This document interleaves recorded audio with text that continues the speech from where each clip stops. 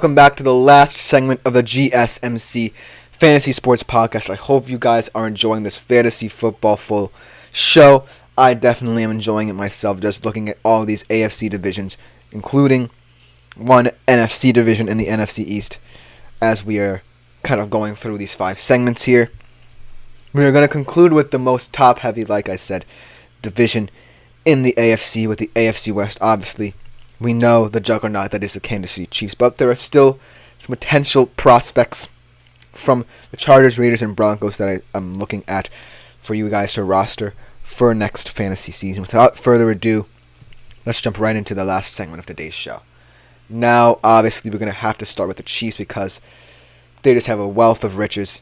Obviously, not as many riches as when they had Tyreek Hill, but they certainly have a new kid in town who they think could become just that for them.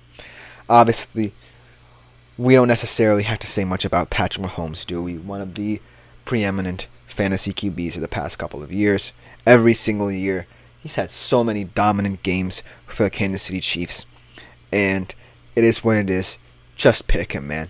If you just want a guy who speaks to the consistency you need in fantasy football, just pick Patrick Mahomes. If he's still there at whatever point you are in the draft. You were going to have to definitely get lucky to get him, but if you do, kudos to you.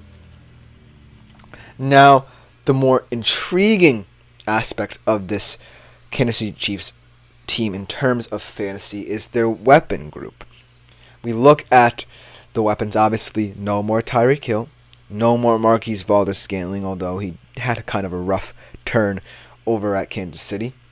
Now you have guys like Rashee Rice, who was a top 10 fantasy wide receiver in weeks 11 through 17. So, as you can see, there's a lot of upside to them. He kind of grew into his receiving role, being one of the go-to targets for Patrick Mahomes as the year went on.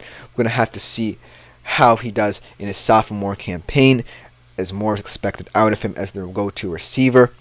I think he definitely can be a wide receiver 10 to 15 in fantasy, should Mahomes still rely on him as much as he did in the latter half of the season.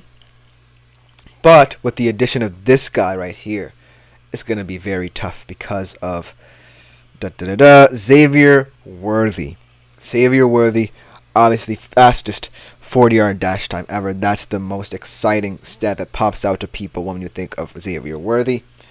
But just him being that vertical threat, not just being a guy who runs onto the pitch and just runs like a headless chicken. He's a guy who knows how to route run.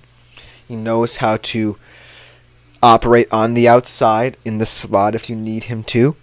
And he creates yards after the catch. He can be used as a kick returner as well. We might see him on a couple of Kansas City punt returns. So look for Xavier Worthy. I don't necessarily think he's going to be a wide receiver 1 for the Kansas City Chiefs at this moment. But look for him to be a utility, maybe even a flex option for you in this upcoming fantasy football season. And then, the less I say about Travis Kelce and Mahomes' partnership, the better. In every season Kelce and Mahomes has played together, Kelce hasn't averaged less than 16.6 fantasy points per game. Now, ultimately, when you think of the Kansas City Chiefs, you just think of that level of consistency. You think, I'm going to swing for the fences. This team is the cream of the crop in terms of fantasy, and no one outside of the AFC West can say otherwise. However, there are still 3 other teams in the AFC West that warrant a mention, at least for fantasy, should you want to pursue them in the future. So, without further ado, let's jump right into the Los Angeles Chargers. Obviously, we can't necessarily say too much about the Chargers because of Jim Harbaugh coming in, who knows what their philosophy is going to look like. He wants to kind of run the ball a little more. But you have a guy in Justin Herbert who's had a fantastic start to his career over the past couple of years, breaking so many records. Most passing yards by in X amount of seasons and such. But this particular year, I just feel like, I can't believe I'm saying this, I'm going to fade Justin Herbert. I think you should too. I think that Justin Herbert, especially with Jim Harbaugh, is going to be a weird fit to start off. And so I can't necessarily say I have faith in Justin Herbert to listen to Jim Harbaugh that much because of the fact he wants to throw the football down the field. But I just don't see it anymore. I think that, especially now, with the question marks at receiver, he doesn't have a top-end receiver anymore. Justin Herbert needs to be faded. In terms of his receivers, I don't necessarily know who's going to emerge from this group. Is it going to be Quentin Johnston, Jalen Guyton, Joshua Palmer? I really don't know who the number one receiver is in this team. And so, with more questions than answers surrounding this offense, I really have nothing for you guys in terms of the Chargers. I think that they are definitely going to be a team that is in transition, and so you might want to shy away from picking anyone from them, especially on their offense. The defense, in terms of if you're playing an IDP league, could be a different story. But offensively, I just don't see a path where you really want to pick a Chargers player. Maybe one for your bench, but that's it. Let's move on, however, to the Las Vegas Raiders, another team who I really think have a lot of upside to them. Obviously, with Antonio Pierce bringing that vigor and vim that they've so required in a head coach over the past couple of years, I really think the Las Vegas Raiders have a lot of upside. Maybe not this year, especially not at the quarterback position, but in the next couple of years. And obviously, Davante Adams is where it starts and ends for them offensively at the very least. He had 17.5 targets, 100 receptions, and over 1,000 yards and 8 TDs since the last 2 years with Las Vegas.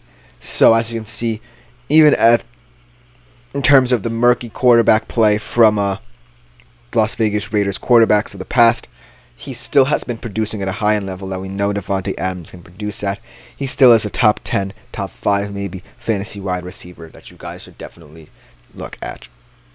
But the most interesting player in terms of the entire AFC West, in my humble opinion, is Brock Bowers, actually. I never would have thought that a tight end in a division that has a monopoly at the top in Kansas City, would a tight end, a rookie tight end no less, from the Las Vegas Raiders emerge as one of the most intriguing talents in this division. But Brock Bowers is not any average tight end. He's just a powerful player who kind of operates kind of like a slot wide receiver almost. He can play anywhere along the alignment. He can block very well. He's not necessarily known for blocking because of his receiving prowess, but he can block very well. But 8.5 yards after catch at Georgia definitely speaks to the ability that Brock Bowers brings to this potent offense for the Las Vegas Raiders. Look for him to be a stalwart in that system, someone that Antonio Pierce wants to rely upon, his physical toughness definitely in terms of that. Las Vegas Raiders right now, with no path forward at the QB position, I don't know if it's going to be Garoppolo or O'Connell, but they definitely still have some fantasy players you might want to keep an eye on, especially on Brock Bowers as his career progresses. But let's round out today's show in the AFC West Division with the Denver Broncos, the new-look Denver Broncos. Out goes Russell Wilson, in comes Bo Nix. But we don't want to talk about Bo Nix in that quarterback room. We want to talk about their skill position players because I really, really think that the skill position group, sans Russell Wilson, maybe because the pressure that Russell Wilson brought with him to deliver for that young Denver core got to them a little bit, but now they're free of him and free of that mindset. And so I think that they're looking to have breakout campaigns. Let's start off with Javonte Williams. Last year he did have career highs. He's one of the bright spots on that Denver Broncos offense. He had career highs in carries, receptions, and touches last year. So look for him to continue producing no matter who the QB is for the Denver Broncos because he is going to be one of the top 10 fantasy running backs in my humble opinion. And let's round off today's show with Courtland Sutton. I'm still looking for Courtland Sutton to have a breakout campaign. He only topped 100-plus targets and receptions only once in 3 seasons. Obviously, we saw last year the potential that a guy like him has. His connection with Russell Wilson kind of grew, but now he's going to have to build a new one with Bo Nix or Jarrett Stidham, whoever emerges from that group. So we'll definitely have to see how this Denver Broncos offense operates outside of a guy who is mainly focused on himself and Russell Wilson. But that will just about do it for today's show. It was a fantastic opportunity to focus on different divisions, especially in the AFC, and obviously on the East Coast. I'm an East Coast boy. I had to focus on the